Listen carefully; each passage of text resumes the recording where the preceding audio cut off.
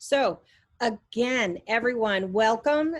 I'm Valerie Ray. I'm with the RIC on the Model Schools team. I do technology integration. I've been doing that for many years. I also taught in the classroom for 12 years at the high school level. I'm also a Google certified trainer. So we are actually going to talk about Google Forms and how you can create those assessments right in classroom, and just how you can create those assessments with Google Forms and then link them to Classroom if you'd rather do it that way. There's really two different ways to do it, okay? I'm gonna go ahead and share my screen. We're gonna talk about our Google Forms 101 document that I've shared out in the chat. Please let me know if you did not get the document. I will put that link in there again. Go to share my screen.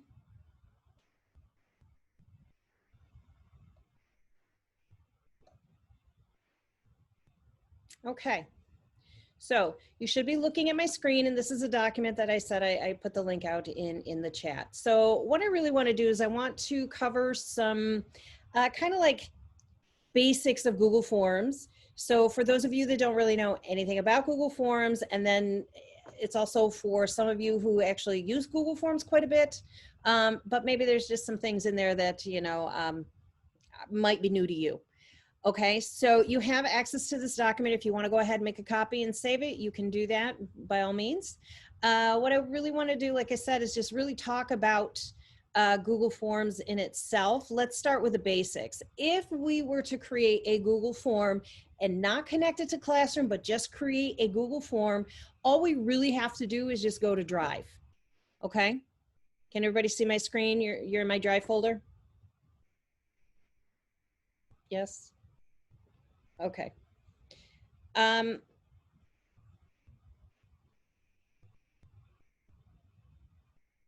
need a yes. Can you guys see my screen?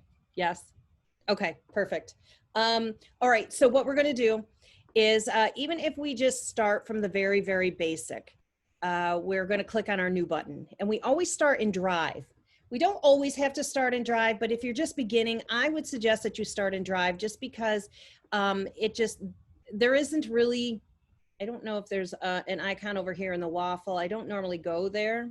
I usually just start from the menu. So I don't know why my waffle is not popping up. There we go. Well, there is one in the waffle. You can do that. If you take this route, that takes you to forms.google.com. Okay. If you start over here under new and you go down to more and you go to the flyout menu, one of the first options for the app is Google Forms. And you can actually click on the arrow next to it, and it will ask you, do you want to start a Google Form from a blank form, or do you want to start it from a template? If you're just beginning, you're going to want to start from a blank form. Okay. So it'll take you into a very basic Google Form. Now let me backtrack. If we were to, I'm going to close this one out. It's just going to be an untitled sitting in my Drive. If we were to go to the waffle or the app launcher and we click on Google Forms here, like I said, this takes us out to forms.google.com, right? Now we have an area where it lists all the forms that we've created. We can create a blank one, or we have access to different templates that we could use. Okay, so I also want to point you up here to the template gallery. If we look at that template gallery up here, this gives us additional templates that we're able to use. And these are just pre-created templates that we can modify to use for our own use. So for instance, if you were creating like an exit ticket, so this exit ticket right here is the template, you could just select it. Takes a minute to think. You can select it, and now you've got basically a template where you can use these particular questions, or you can delete them, you can modify it, and you can add your own. But the template is already there. The color coding is already there. The banner is already there. You know, the font is already there. You're just going to have to probably label it, put a name to it, maybe do directions, something differently. So if you want to use templates, you can use templates. They're available. But if you don't, and you just want to go straight to a blank one and start with a blank piece. My internet might be just a little slow today. Start with a blank piece. You can do it here. Okay. Now, I know we were talking about our form here, but I did want to basically outline that because that really is about step one. Where are you actually going to create the form? So a third option is to do it in classroom, and we'll talk about that in a little bit. The next step really is to make sure that you title your form, and then you can begin designing your questions, okay? I just also want to point out that you can add images, you can add video to your form. We'll show you what that looks like. We can select, be sure to select the required slider. So if you don't want students to miss answering a question, you can make them required before they go on to the next section in your form. There are menus up at the top, and we'll talk about that. The other thing at the bottom down here, I wanted to point your direction to some of the examples that I provided here. Like here's a math example. It's a different look on a form. So this one here is basically answer questions to help help the journey along here. So help Arthur, you know, complete his journey. So those are kind of interesting things. So this is just an image, and I'll show you how to put the images in, and this is just a question. A lot of those kind of activities can be added into a Google form, which makes them, you know, very interesting and kind of keeps the kids going, right? So images as an answer. So which one of these? So if you're elementary and you're really looking at some of the you've got some of the younger students, you can use images, right? So images can be a form of an assessment on, you know, a Google form. So that's just pulling in images, and I'll show you how that happens. The other example in here, a flipped classroom example. I gotta move you guys out of the way. Okay, so a flipped classroom example might be something that, you know, they watch a video and then you give them a short answer kind of paragraph that they have to write, something that they have to write about innovation, and then where can you get these, you know, where can you get ideas if you're stumped, that kind of thing.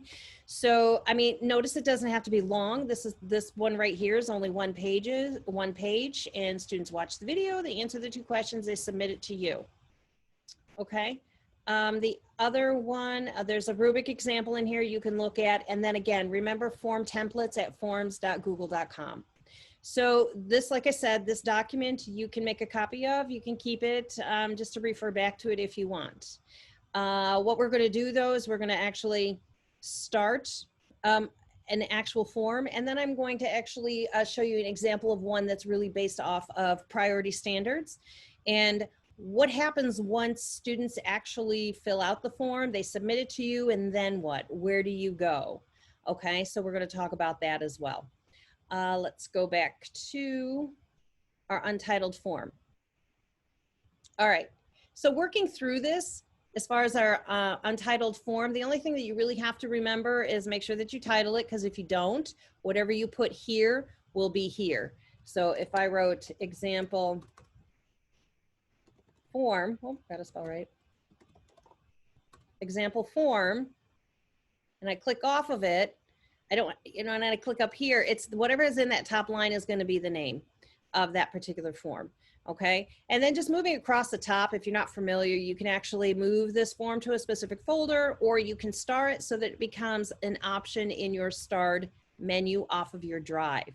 So remember, in Drive we have over here on the left, we have a starred area. I use the starred area quite a bit just because it keeps everything that I'm working on right there, easy access for me, because you can see that I've got, you know, lots of folders. So I can star it if I want to make sure that, you know, I can have quick access to it. The only other thing that you really got to pay attention to over here, you may not have this add-on button. That might be something that has to be turned on later, or when you add add-ons into your Google form, that will show up. Here's your color palette, so you can customize and design it. Here is a preview button, so when you're ready to see what it actually looks like when you're going to kick it out to your students, you can preview it. Okay, it opens up a new tab. And then here is the settings wheel, or a gear wheel, and these are the different settings for your particular forms. Now, I'm not sure how familiar you are with working with these settings. It's just that if we are looking at creating quizzes in Google Classroom, we have the option to create our quiz from Drive, but if we do, we have to make sure that we go to our quiz setting here. So in order to make this a quiz, we would have to click on the slider here to make this a quiz. All right, you also have the options of turning on lock mode. With Chromebooks, there is a kiosk mode where you can actually lock the quiz the students are taking and they can't go out of the tab that they're in. But that also happens automatically in, well, not automatically, you got to select it in Google Classroom as well. So that's a pretty neat feature that was, you know, implemented by Google probably about a year ago. You can actually release the grade if you want them to see their grade right away, or if you have constructive response questions that you have to grade manually, you're going to select this little dialog button down here, or the radio button down here.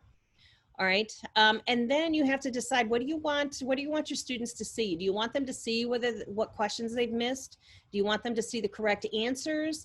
And do you want them to see the point values? So if you don't want them to see any of this, you would unselect them. Okay, whatever you make or whatever changes you make here, you want to make sure you click save. Okay, so now this becomes an actual, I'm building a quiz. Let's go back to this gear wheel though first, because I still want to talk about some of your general settings. If you want to collect email addresses, you can, but if you're within the same district or the same Google domain, do you really need to collect email addresses? It's entirely up to you. The email addresses will show in the responses when you look at the responses of the form. Do you want to just restrict this to the area that you're in? I'm going to uncheck it because everybody is from everywhere. So I'm just going to actually uncheck that. But if you want to restrict it only to your school district, that comes in as a default, leave it checked. If you only want them to do one time, one response, you want to make sure that you select this limit to one response. And then also, what do you want respondents to be able to do? Edit after they submit? Do you want them to be able to change their answers? If you do, select it. If you don't, leave it unselected. That comes in as a default as unselected.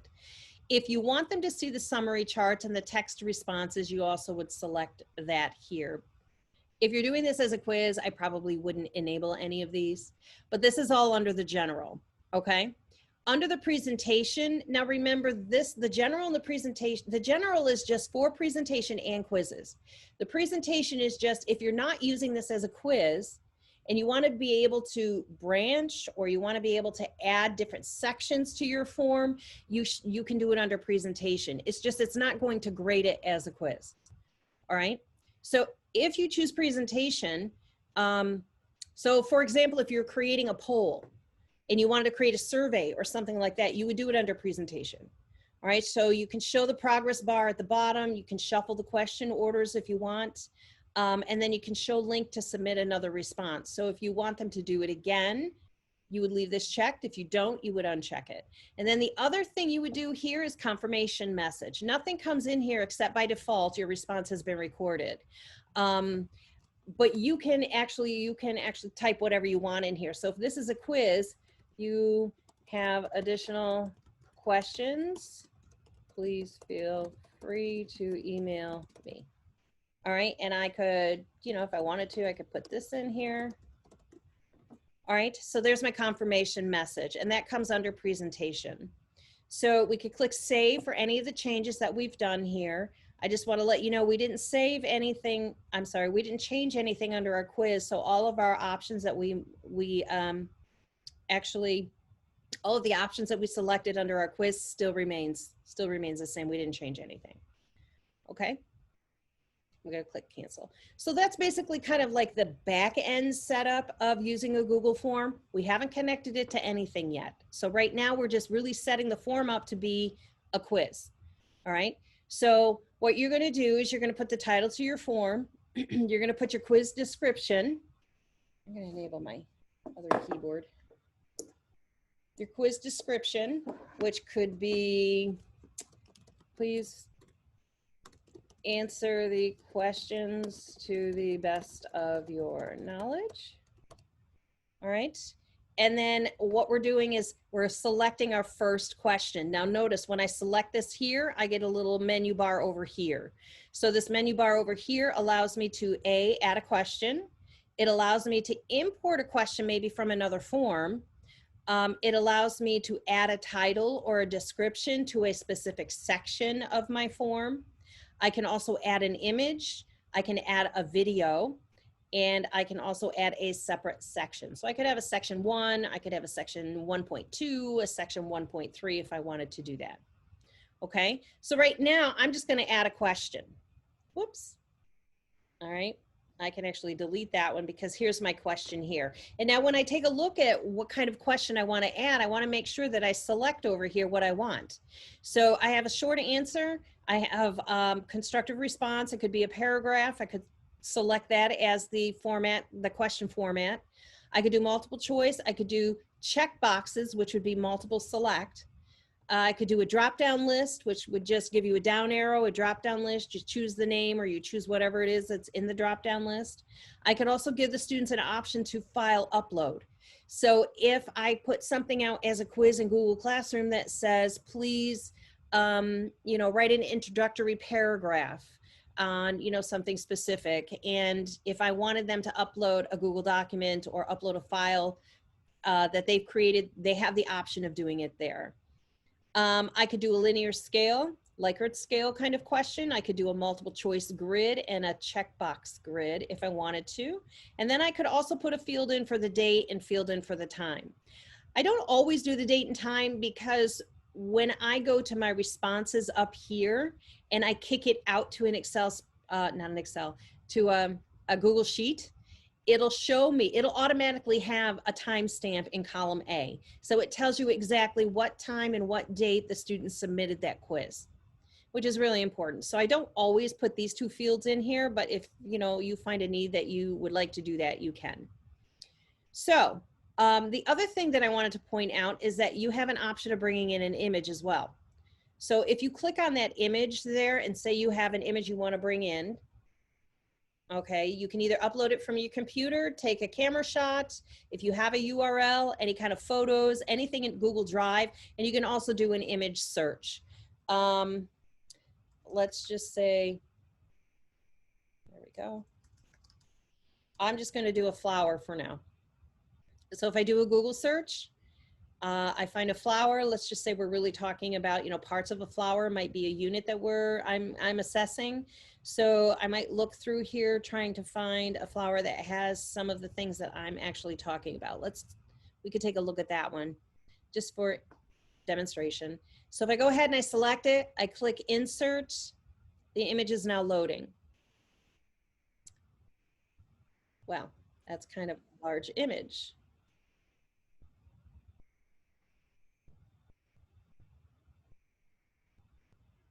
Okay.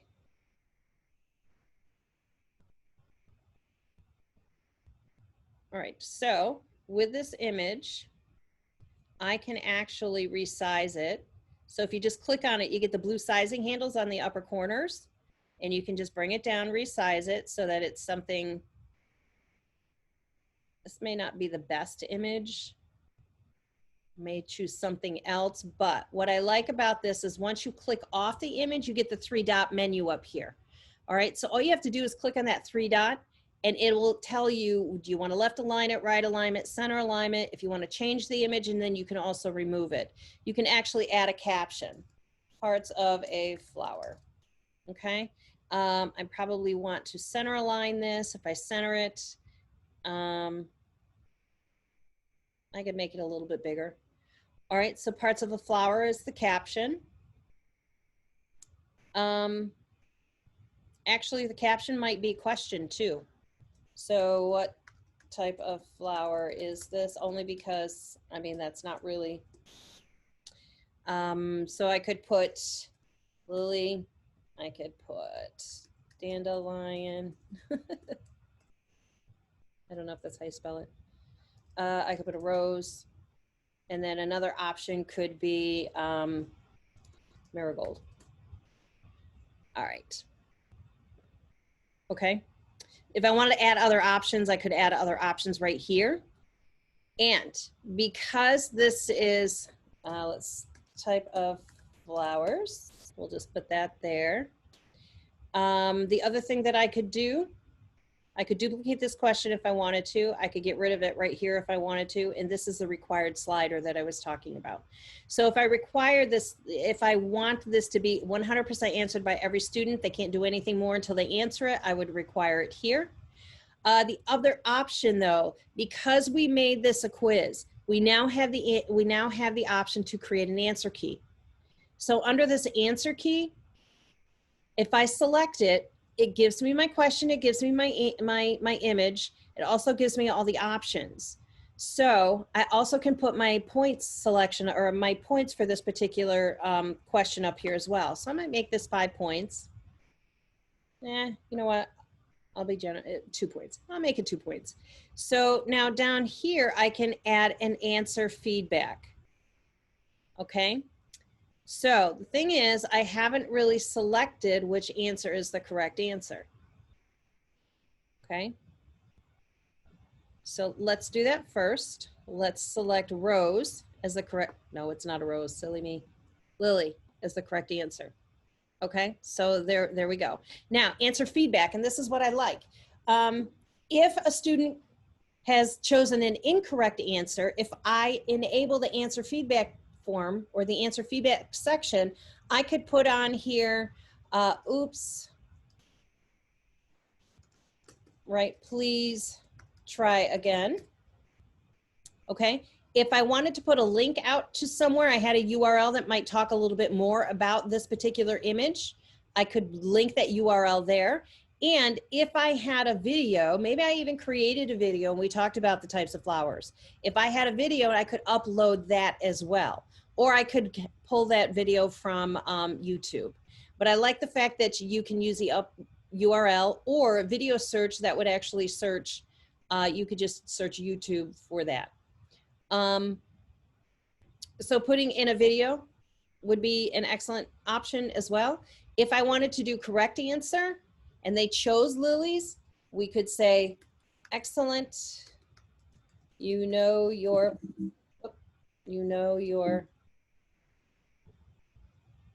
what happened here? Oh, I didn't save it, so now I have to go back. Please try again. Correct answer would be, yes, you know your flowers. All right, and I have to make sure I put save. Once I click save, it comes down here because I'm not quite done with that question. It comes down here and it says, okay, this is what your feedback answer is for your incorrect answers. This is what your feedback is for your correct answers. If I want to change them, I just click on the pencil and I change it. If I want to get rid of that, I just get rid of it. But if both of these things are options that I want to keep, I'm just going to click done. Okay, so that's for that first question. If I want to add another question, I can add another question. It could something, which of the following are parts of a flower? Okay, and it would be multiple choice and you would fill them in. What is it, stamen, petal? No, we would have to do something else.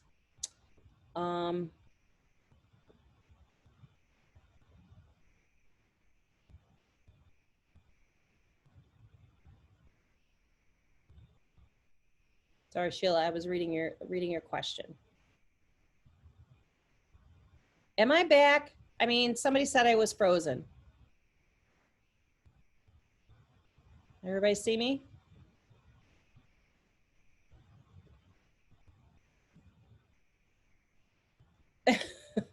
Okay, so yeah, that was a while ago. All right, sorry guys.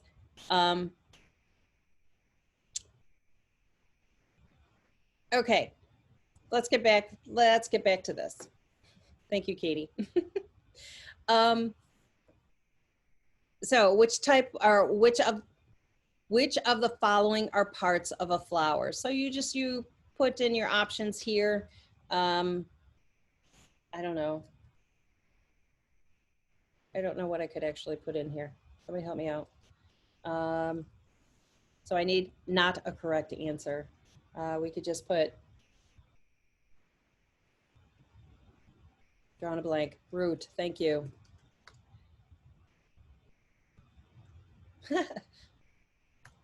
Like that too. I am, there we go. Foot, and let's put head. All right. So again, answer key, it would be the same if I wanted to add answer feedback. Let's say that's 2 points. I'm not going to go through this again, but this is how you would do it, and this is how you would build it. Okay. The other thing that I also wanted to show you, that one over there. Notice up here. Well, let's not talk about that yet. Let's talk about our color palette because this is the fun piece, right? We can actually choose different themes. So if I click on choose an image, and I got that menu pops up when you click on the color palette up there at the top. So I can actually choose a specific theme, or I can upload my own. So those of you that are using Bitmoji Classrooms, if you create a Bitmoji banner in slides and you save it as a JPEG, you can actually upload it here. Any kind of photos that you have, you can actually click on those. See some of my Bitmoji Classrooms here. And you can go back to themes. Actually, let's just use one and I'll show you what that looks like. Let's use this one. So I click insert. It basically says, all right, what part of this whole thing do you want to show? I'm going to use this, kind of center it, and I'm going to click done.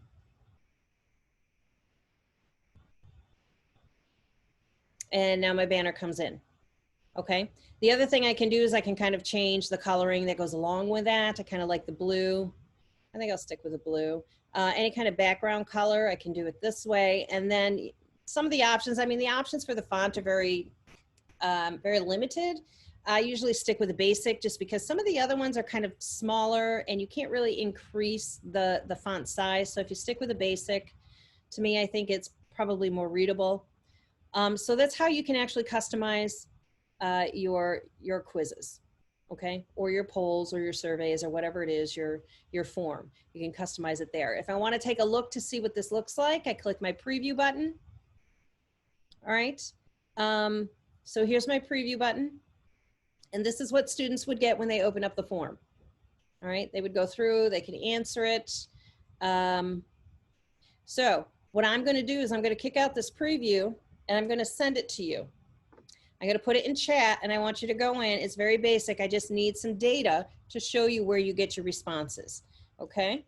So I'm going to put it in the chat. If you click on that link, let me make sure that it's open for you to do that.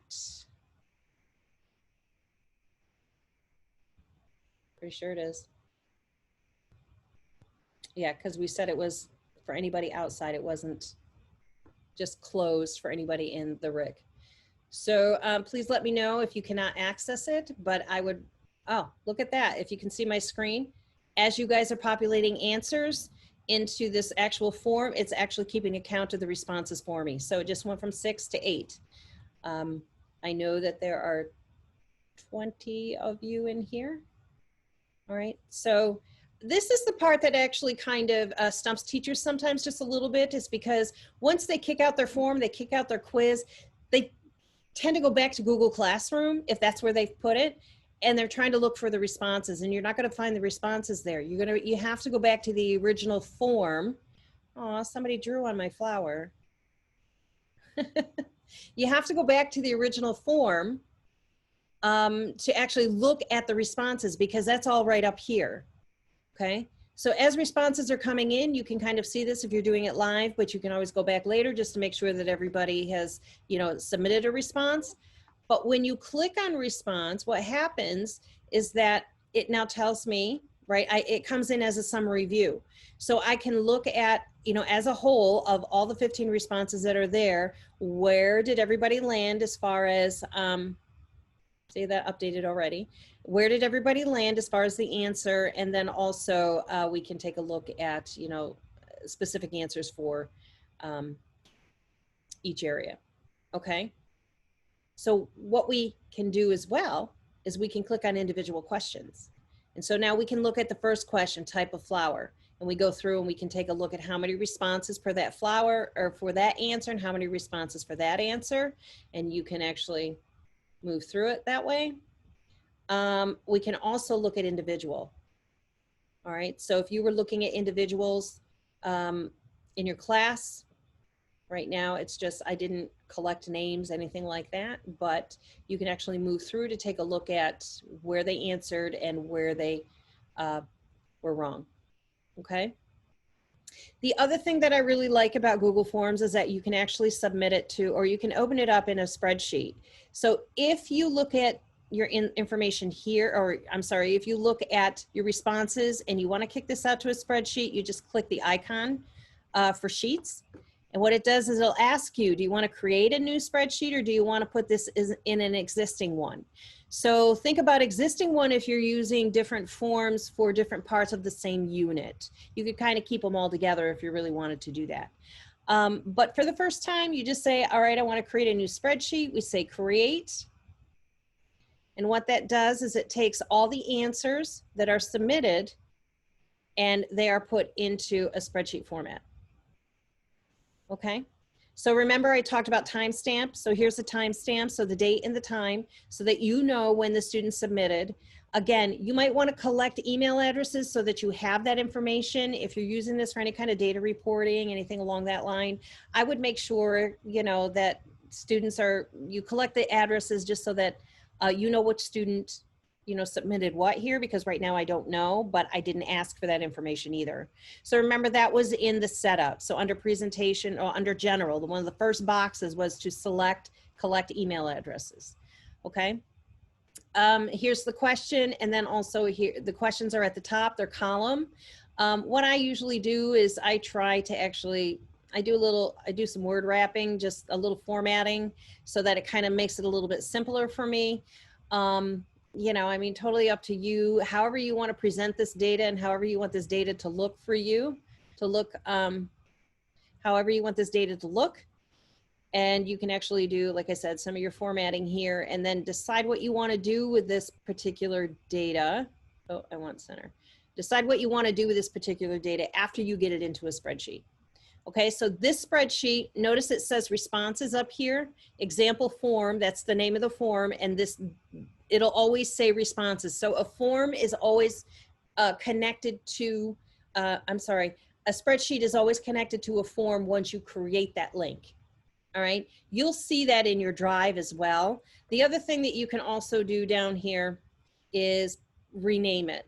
So my tab down here, it says, you know, form response 1, I might just say parts of a flower. Okay, so I know that if I decide to consolidate my data into one sheet, I could have several tabs across the bottom depending on how many different assessments I use. Okay, so if you're familiar with, you know, sheets, go ahead and, you know, play around with it, create some data visualizations. I mean, that's what this portion of forms is about. But if not, and you just really want to stick with creating the form itself, you can do that here. All right. So like I said, this was the one, remember, you have to come back here to the form area in your drive to get the responses and the answers to your forms. Okay. So I'm going to stop just a second. I'm going to ask if there are any questions. Does anyone have any questions? Feel free to unmute. Valerie, I have one. I have a cohort teacher. She's actually on right now, and we teach the same content, like 7th grade family consumer science. Okay. Can we share quizzes between each other? Yes. So like I make them and then I can send them to her for her kids? Yes. Let's go. I'll go back in and I'll show you. That's all under the menu when you're in your actual form. Let me do this again. Thank you. Oh, no, you're welcome.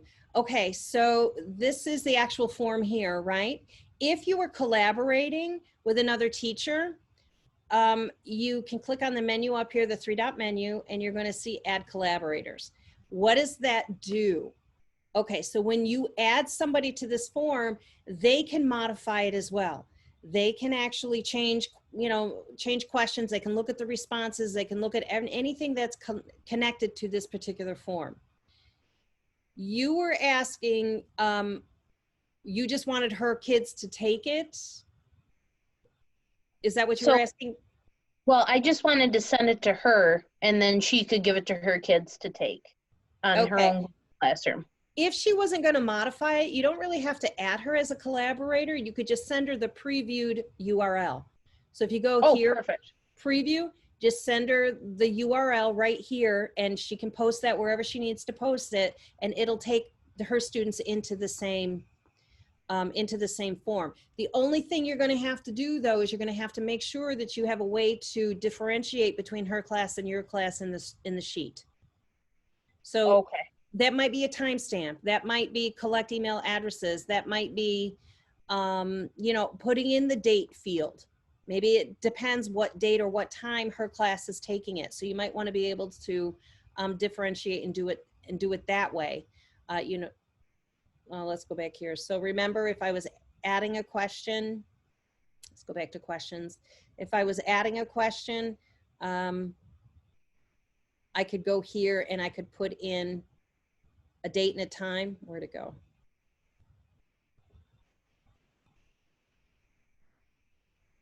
Maybe not this one. Maybe it's this one down here. I could do that.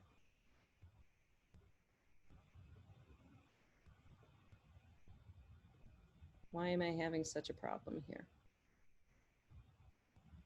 I'm on my question. I want to go here. I should be able to see. There it is. I couldn't see it because I had my grid view is covering it up. The date and time is down below. So if you wanted to add in the date and time, and that might be one of the first fields that you add to the form, that will help you differentiate when you go to the actual spreadsheet here. So here, if you're looking over here, you're going to see 8:26, all about the same time. You might want to, at some point, if you get different dates within, depending on when the student takes it, different dates, you might want to actually do some filtering or some sorting. So you could sort by time. You could maybe not sort by time, but you could sort by date. If you put in a name field, you could put a name field in there and be able to sort that way as well. That help, Katie? Yes, thank you very much. You're welcome. Okay. All right, any other questions before we move on to the next step? Hi, I had a question. Okay. I heard that somehow the scores would be connected to School Tool now. Do you know about that at all? I do know about that because that came out this summer. So there is a connection. There is a specific API connection that can be made from Google Classroom to School Tool. So what you're going to have to do, I have the documentation, but you're going to have to probably give it to your tech director. What district are you in? Central Valley. Central Valley. Okay. So I don't know if that would be Kyle. Is Kyle, does that you might want to Kyle. Yeah, there's specific documentation that they can go ahead and set that, put that connection together. And if he needs that documentation, he can either contact me or we can talk to Derek Lalonde at the RIC. He has the paperwork as well. So that would be something that would be done on the back end through your tech department. Otherwise, is that with the form for the results, is that the only way to get the scores for the kids? If you put it through Google Classroom, okay, if you're just doing the actual form, the form is not connected. If you set it up through Google Classroom, yes, those grades can be connected to School Tool. And we're going to talk about that next, actually. Okay, thanks. Okay, good. Thinking ahead. Okay, great. Oh, go quick ahead. Question. Mm-hmm. I know that Nearpod and a couple of the other Google things have the reader for it, the option for a reader where the computerized voice will read the question. The immersive reader. Is that something Forms has? Forms does not. What a lot of districts have done, they've used Read and Write for Google from Text Help. It's kind of like an extension, an add-on that will actually read the web page, will read it for them. I know there's Read and Write for Google. So that might be something you might want to investigate in. I just don't know how, I'm not quite sure where they fall on the the Ed Law 2D compliancy scale, because it is an additional add-on. But as far as having any kind of immersive reader, I'm not going to say that Google isn't coming out with something along that line. I just haven't heard it yet. I know there's been a lot of ask from a lot of different trainers, so it could be coming soon. I don't know. But yeah, there isn't an immersive reader kind of thing that goes along with Google Forms. So utilizing some of the extensions are probably the best bet. And like I said, one of the best ones is Read and Write for Chrome. And that's at texthelp.com. So if you want to actually look that up, you can. Okay. Thank you. You're welcome. The other thing you can do, though, let's think about this. Now that you have my brain going. The other thing you can do, there is a website, it's called Vocaro.com. So if you go to Vocaro.com, it's very, well, here, I'll show you. This is kind of like a Google thing. If you go to Vocaro, what it does, we'll get there eventually. There we go. Maybe. I have slow internet, guys. Okay, so Vocaro, this is all that's going to pop up, right? So all you have to do is you click the speaker. Hello, my name is Mrs. Ray. I am demonstrating Vocaro.com. Click it again. Now I have an audio. Hello, my name is Mrs. Ray. I am demonstrating Vocaro.com. Okay, so there's my audio, and then all I have to do is save it, right? So I have a link. I could put that link into Classroom. I could bring that link in to, I'm wondering, yes, I could bring that link into Google Forms, but maybe under the feedback portion of it, so that if you wanted to vocalize some sort of feedback for students when they're selecting you know, an incorrect answer or a correct answer. Remember that little link that you could do that with. The other thing too, that you can download this as an MP, I think it downloads as an MP3, all right, because it's only voice. And then you can actually pull that in somehow into your questions in forms. Let's go back here.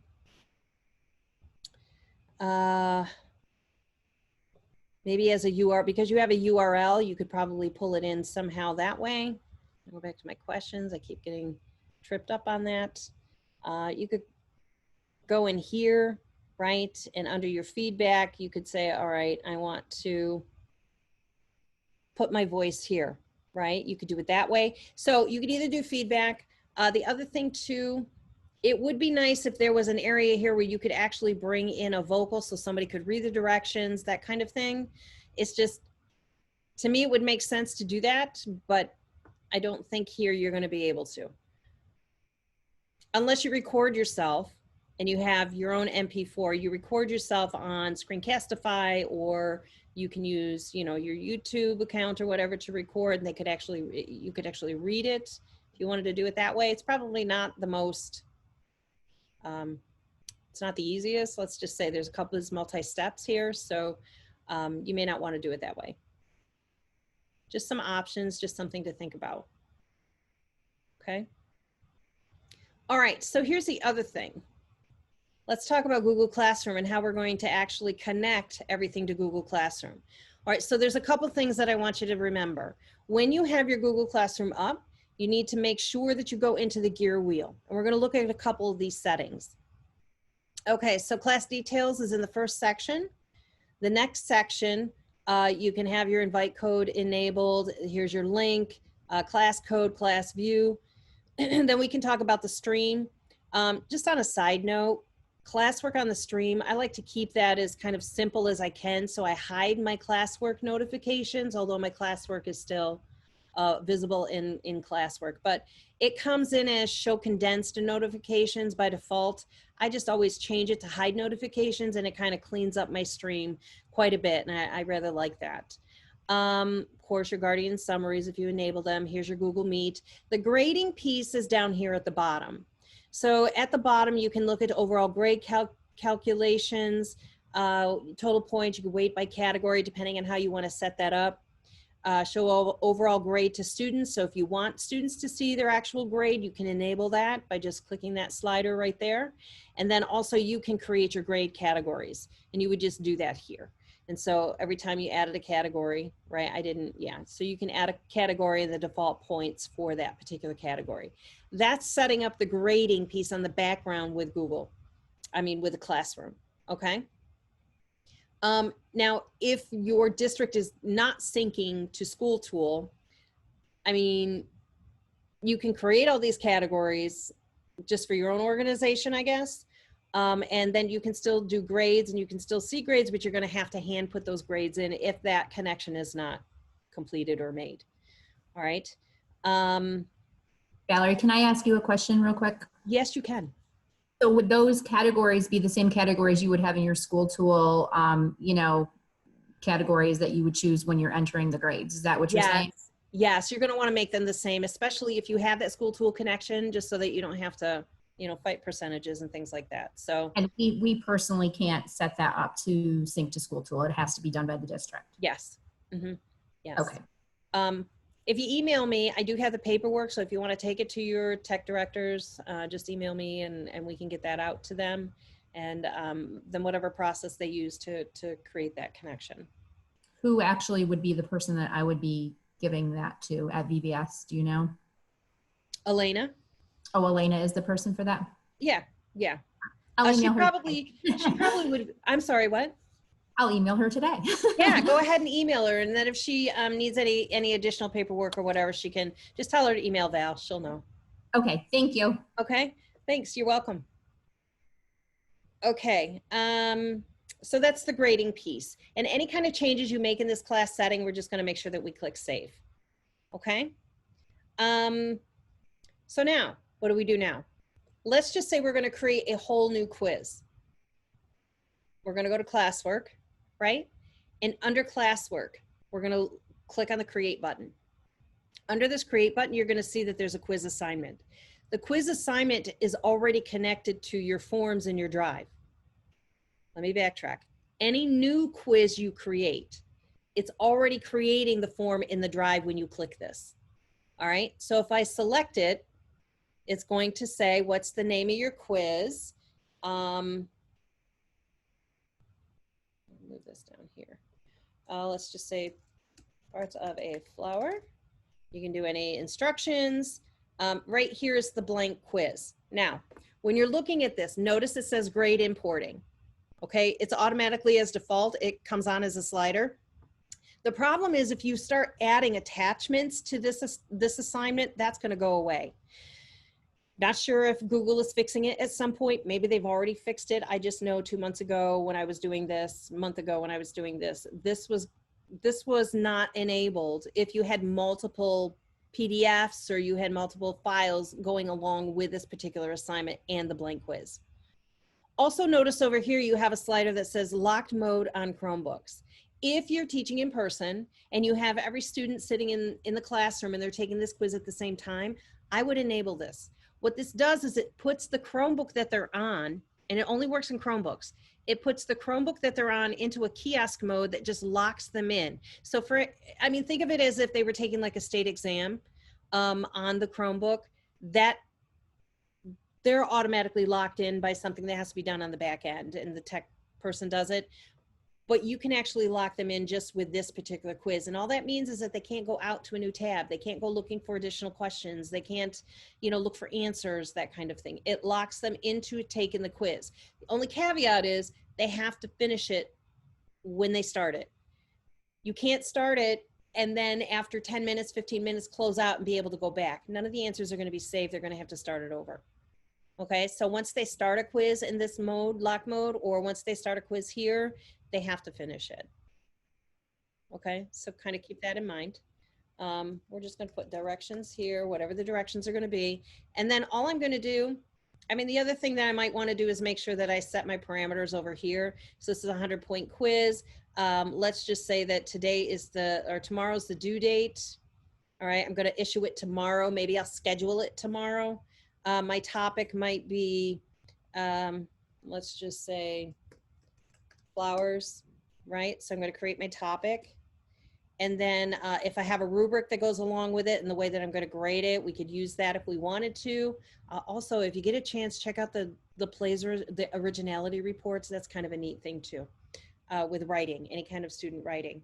I want it to go to all students, or maybe I only want a couple students to take this quiz. I can select them here though, as long as I have students in the classroom. So you can differentiate and push out different assignments to different students just by selecting students right here in classroom. Okay. Now before I assign this, I want to make sure I go into this form. And so now what it does is it just basically takes me back to, we've seen this before, right? So now I just keep doing what I'm doing with it. I make sure I adjust my settings. I want to, this time, collect email addresses. I don't want to restrict it just for here. But if you were in, like, say, Central Valley, you might want to just restrict it for Central Valley. Okay. I don't want them to edit. I don't want them to see any summary. It's automatically, notice this, it's automatically marked as a quiz. So when we created this in Drive, we had to set those permissions. But now that we created it in Google Classroom, those permissions are already set. So we don't have to worry about that. The only thing we might want to say is, okay, I don't know if I want them to see the correct answers right yet. And they probably want to know the point values, but I do want them to know which ones they missed. Okay. And any of those changes, you want to make sure that you click save. And so now you just keep doing the same thing that we were doing before. And I don't have to actually create, or I mean, let's put a title in. I want to show you, because it comes in as blank quiz. Let's just say flower quiz. Let's go number 2. All right.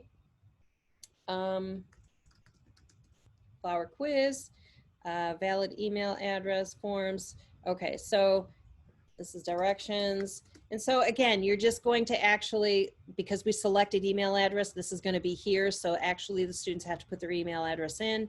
We can go down to question 1. And so now we can start building our questions. All right. So once we have our questions built, and don't forget, if we wanted to do, maybe we wanted to do a video. And I'm just going to use this as an example because this is one of my favorite elementary videos. Let's see if I can find it. This one. Okay, when 2 vowels go walking. I'm just going to select that video, select, and then I'm actually going to delete this question because this becomes my question. Okay, silent vowels. So now I can, again, I can adjust. I click off, I get the 3 dots. I can center align this a little bit. I might want to make this just a little bit bigger. Okay. And then my questions could go below it. So now, a silent vowel combination. All right. So I don't want a paragraph. I want to make sure that this is multiple choice. My first option might be A and S. My second option might be OU. My third option might be an MN. And then my last option might be a BC. Okay. So multiple choice, again, because it's a quiz, answer key, OU. And then if you want to put any kind of answer feedback, you could do that as well. All right. So I'm going to click done. And then I want to actually preview it. So now I preview, and what the thing that I want you to notice is that, of course, I didn't put any customization to it, but if I wanted to go ahead and play this, I could just play it, and this is what students would do, right? And so you don't get all the other stuff that goes along with any kind of YouTube videos. This is catchy. Okay, it's gonna buffer on me. All right, so, and then once they watch the video, then they select their answer and they submit it, okay? And so that quiz is submitted to you. But I wanna go back to my classroom and I want to hit refresh.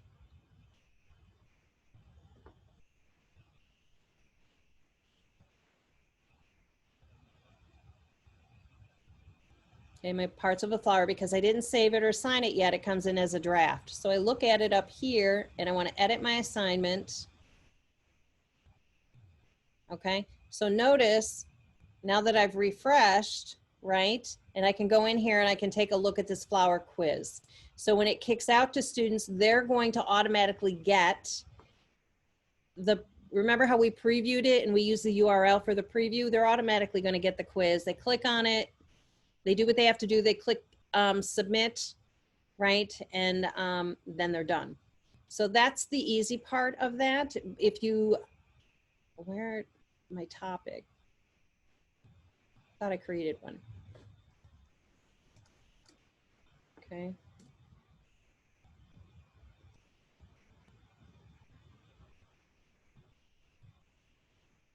Okay, for some odd reason, this is really being silly today. Flowers, my topic. I had to set my due date. So if I want to assign it, I just go ahead and I assign it. And then that will show up in my classwork. Okay, flowers, here's my flower assignment. It's in my classwork. And then it's assigned and turned in. The only thing that I find too is that when I'm assigning a quiz or something along this line, the only way that I'm going to know, well, I'm going to kick this question out to you guys. How am I going to know what students have taken the quiz and what students haven't? Because there's nothing to turn in, right? So you could put in your directions, I might edit this. Let's put in our directions, please mark as done when you are finished.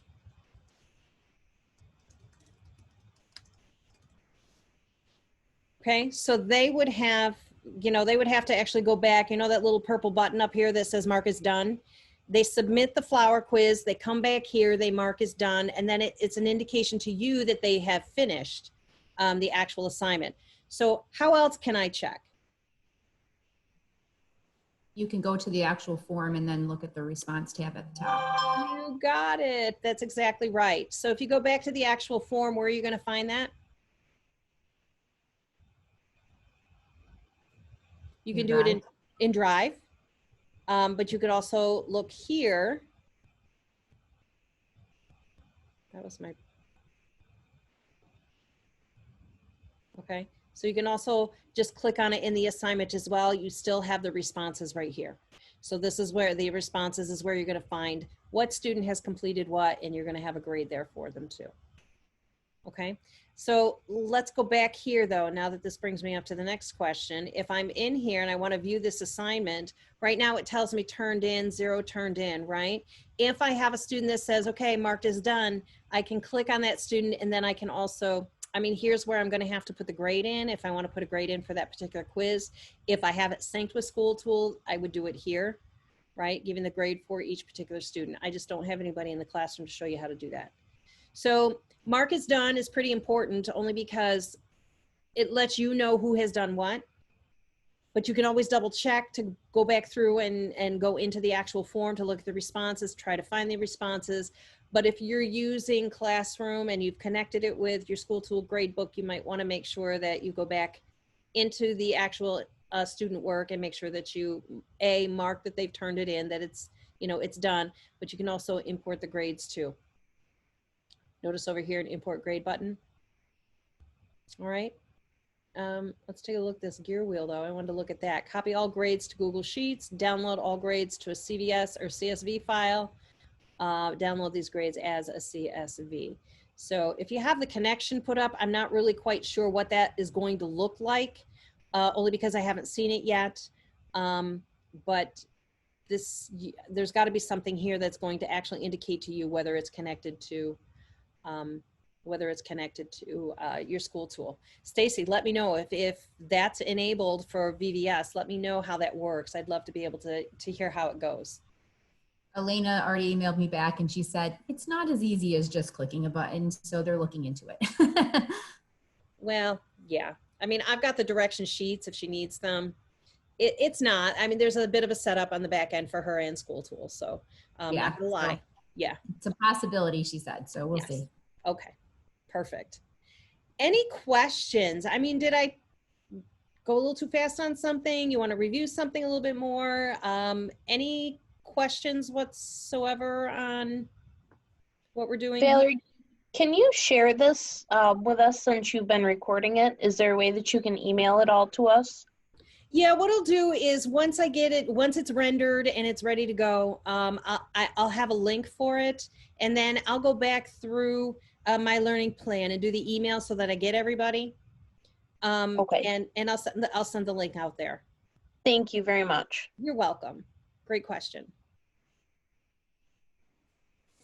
You know how in the beginning you made the parts of the flower quiz, and then afterwards you went into Google Classroom and you made the second quiz with the silent vowels or the vowel teams.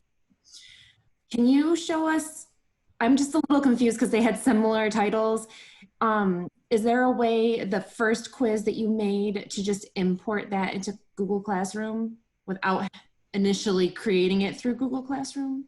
Well, that's an interesting question because there is an import button. So let me go back in to where I was. It looks like I closed everything out. Okay. Well, I need to share my screen. Where'd we go? That's not what I want. Hello, my name is Mrs. Ray. I am demonstrating Vocaro.com. All right, hold on. I lost myself here. Let's go to this one. All right, so if we go back to this one, and that was the parts of the flower, okay? So what I'm thinking, we have this, this import question little icon right here on the side of the menu. So if we click on it, it's gonna take us to all the forms that we actually have all the forms that we have in our drive, okay? So if I say, where did I put my video? Was it in this one? It might have been in this one, but that's the one I'm in. Example form, flower. All right, let's just select that one. Which of the following parts of the flower? So I can change form because now that I'm importing questions, I'm looking at the ones that are over here. Type of a flower, multiple choice, 5 options. So that might not be the form that I want to use. So maybe it's this one. But this is how, that's weird. Okay, so this is how you would do it though. You would select, let's go here. This is a form that I wanted to show you, getting to know. I guess you would just have to select the form. I haven't previously selected. Let's take a look at that. Okay. So you would just have to choose it. I'm not seeing the one that I just did. What's the name of this one? No. I think the one you just did was flower quiz, but it should be something else. Okay. Let's name it silent vowels. Okay.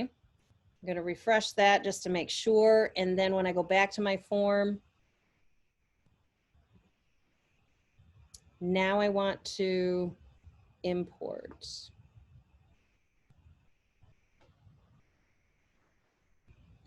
Actually, that's the one. Why is there? That's the one. Silent vowels. Here's the video. And give me an example of silent. So you would just select what you want to bring in. Okay. And then there's a button down here. There it is. Okay. And the thing that I like about this, if it gets put into the wrong spot, you just drag it down to where you want it to be. Could be down below at the bottom. And then I want to make sure that my questions follow. And you just drag them down below. Okay? Thanks. Sure. No problem.